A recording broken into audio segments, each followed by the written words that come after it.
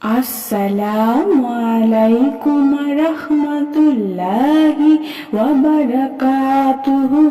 সুপ্রিয় সম্মানিত দর্শক ও শ্রোতা, আশা করি মহান রব্বুল আলামিনের দয়ায় আপনারা সকলেই ভালো আছেন। আজকে হযরত আলী রাদিয়াল্লাহু তাআলা আনহু থেকে একটি ঘটনা বর্ণনা করব। ঘটনার শিরোনাম হচ্ছে আল্লাহর ওয়াদা। চলুন ঘটনাটি শুরু করা যাক। একবার হযরত আলী রাদিয়াল্লাহু আনহুর কাছে একজন ভিক্ষুক এলো। তার গায়ে খুব পুরাতন জামা ছিল, শরীর ছিল খুবই দুর্বল, দারিদ্রতার ছাপ স্পষ্ট বোঝা যাচ্ছিল। আলী রাদিয়াল্লাহু আনহু তার ছেলে হযরত হাসান রাদিয়াল্লাহু আনহুকে বললেন, যাও তোমার মাকে গিয়ে বলো আব্বাজান আপনার কাছে যে 6 দিরহাম রেখেছিলেন সেখান থেকে একটি দিরহাম আব্বাজান দিতে বলেছেন। হাসান রাদিয়াল্লাহু আনহু গিয়ে ফাতেমা রাদিয়াল্লাহু আনহাকে এই কথা বললেন। ফাতেমা রাদিয়াল্লাহু আনহা বললেন, তুমি তোমার আব্বাজানকে গিয়ে বলো যে মা ওই টাকা আটা কেনার জন্য রেখে গিয়েছেন। হাসান রাদিয়াল্লাহু আনহু এসে পিতাকে একথা বললেন।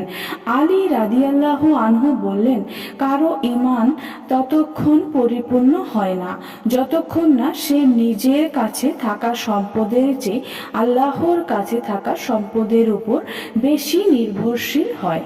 যাও তুমি তোমার মাকে বলো পুরো 6 দিরহামই আব্বাজান দিতে বলেছেন। হাসান রাদিয়াল্লাহু আনহু ফাতেমা রাদিয়াল্লাহু আনহার কাছে গেলেন এবং ফাতেমা রাদিয়াল্লাহু আনহা 6 দিরহামই দিয়ে দিলেন। আলী রাদিয়াল্লাহু আনহু পুরো 6 দিরহামই ওই ভিক্ষুককে দিয়ে দিলেন। কিছুক্ষণ পর এক ব্যক্তি একটি উট নিয়ে এলো, বলল এটি বিক্রি করব। আলী রাদিয়াল্লাহু আনহু বললেন, কত দিরহামে? লোকটি বলল, 140 দিরহামে। আলী রাদিয়াল্লাহু আনহু বললেন, এখানে বেঁধে রাখো, আমি কিনলাম, টাকা পরে আমি তোমাকে দিয়ে দেব। লোকটি উটটি বেঁধে রেখে চলে গেল।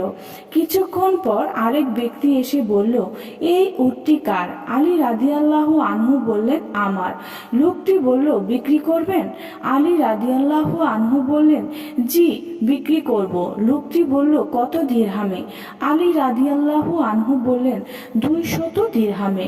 লোকটি রাজি হয়ে 200 দিরহাম দিয়ে উটটি নিয়ে চলে গেল।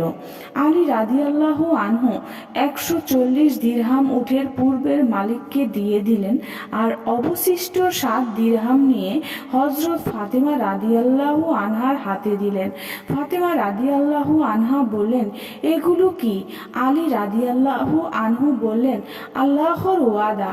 আল্লাহ তাআলা বলেছেন যে একটি নেকির কাজ করবে আল্লাহ তাআলা তাকে 10 গুণ দান করবেন। সুপ্রিয় সম্মানিত দর্শক ও শ্রোতা, আশা করি ভিডিওটি ভালো লেগেছে। ভিডিওটি যদি ভালো লেগে থাকে অবশ্যই চ্যানেলটি সাবস্ক্রাইব করবেন, লাইক করবেন, কমেন্ট করবেন এবং বেশি করে শেয়ার করে দিবেন। সবাই ভালো থাকবেন। আল্লাহ হাফেজ।